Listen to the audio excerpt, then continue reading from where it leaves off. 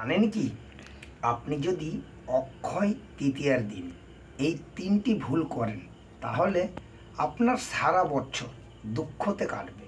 তো সেই তিনটে ভুল কি আপনি জানেন? না জানা থাকলে জেনে নিন। অক্ষয় তৃতীয়ার দিন বাড়ি থেকে কোনো ব্যক্তিকে ক্ষুধার্ত অবস্থায় ফেরত যেতে দেবেন না।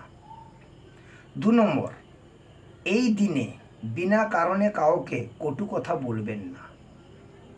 3 নম্বর, এই দিনে অসহায় কাউকে অর্থ সম্পদ দান করবেন, কিন্তু আপনি কারো কাছ থেকে টাকা পয়সা ধার নেবেন না।